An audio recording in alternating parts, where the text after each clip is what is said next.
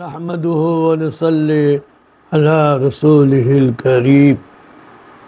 ধারাবাহিকভাবে নবীজির পবিত্র জীবনের ঘটনাবলী পেশ করেছিলাম।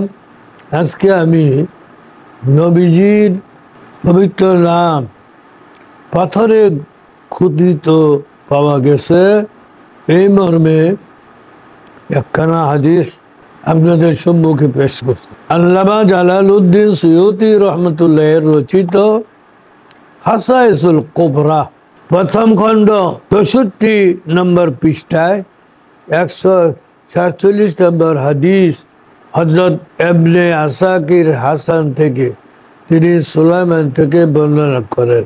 ক্বালা উমর ইবনুল খাত্তাবি লিকাবিল আখবরনা আন ফাদাইলি রাসূলিল্লাহি সাল্লাল্লাহু আলাইহি ওয়াসাল্লাম ক্বাবলা মাউলিদিহি ক্বালা নাম ইয়া আমিরাল মুমিনিন। হযরত ওমর রাদিয়াল্লাহু আনহু একবার কাবে আহবারকে বললেন, হে কাব, আপনি রাসূলুল্লাহ সাল্লাল্লাহু আলাইহি ওয়াসাল্লামের ফজিলত সম্পর্কে আপনার জন্মের পূর্বেকার কোন ঘটনা শোনান। কাব রাদিয়াল্লাহু আনহু বললেন, অবশ্যই আমিরুল মুমিনিন, আমি কিতাবে পড়েছি হযরত ইব্রাহিম খলিলুল্লাহ একটি পাথর পেয়েছিলেন যাতে ৪টি সূত্র লেখা ছিল। প্রথম সূত্রই যে আল আউয়ালু আনাল্লাহু লা ইলাহা ইল্লা আনা ফা'বুদুনি। আল্লাহ বলেন, আমি আল্লাহ, আমি ব্যতীত কোনো মাবুদ নেই, আমার ইবাদত করো। তৃতীয় সূত্র এই ছিল, ফাসানি ইন্নী আনা আল্লাহু লা ইলাহা ইল্লা আনা মুহাম্মাদুর রাসূলি তুবা লিমান আমানা বিহি ওয়াত্তাবাহু। আমি আল্লাহ, আমি ব্যতীত কোনো মাবুদ নেই, মুহাম্মদ সাল্লাল্লাহু আলাইহি ওয়াসাল্লাম আমার রাসূল। যে তার প্রতি ঈমান আনবে এবং তার অনুসরণ করবে তাকে মোবারকবাদ। তৃতীয় সূত্র এই লেখা ছিল, ওয়াসালিসু ইন্নী আনাল্লাহু লা ইলাহা ইল্লা আনা মানি তাসামা বিনাজা। আমি আল্লাহ, আমি ব্যতীত কোনো মাবুদ নাই, যে আমার উপর ভরসা করবে সে মুক্তি পাবে। চতুর্থ সূত্র এই ছিল, ওয়ার-রাবিঈ ইন্নী আনাল্লাহু লা ইলাহা ইল্লা আনাল হারামু লি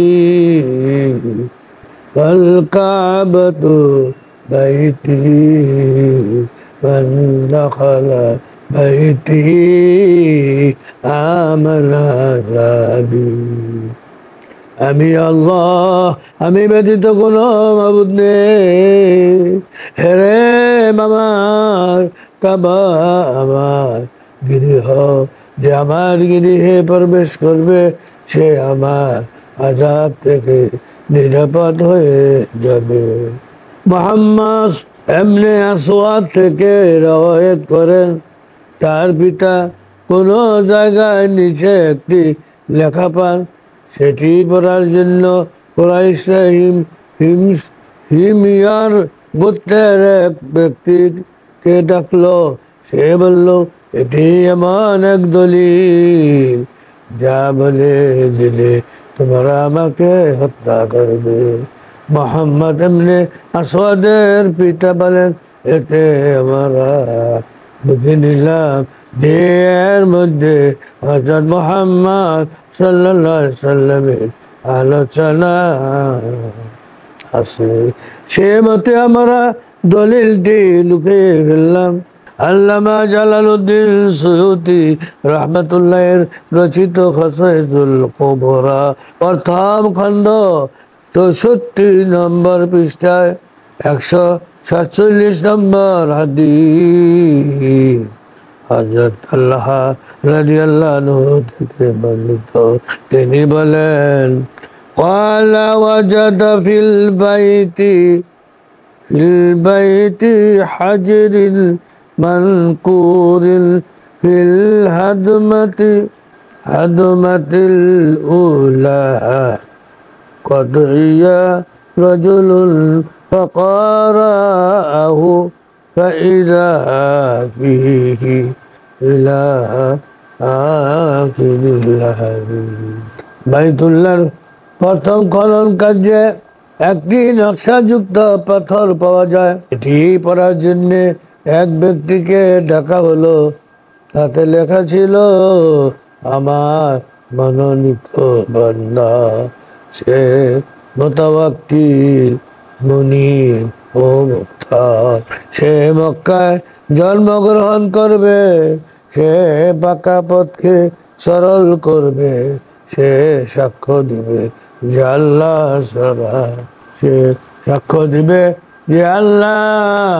ছাড়া কোনো মাবুদ নাই। তার উম্মত খুব প্রশংসাকারী হবে। তারা প্রতিটি উচ্চভূমিতে আল্লাহর প্রশংসা করবে, কবরে লুঙ্গি বাঁধবে এবং হাত পা পবিত্র রাখবে।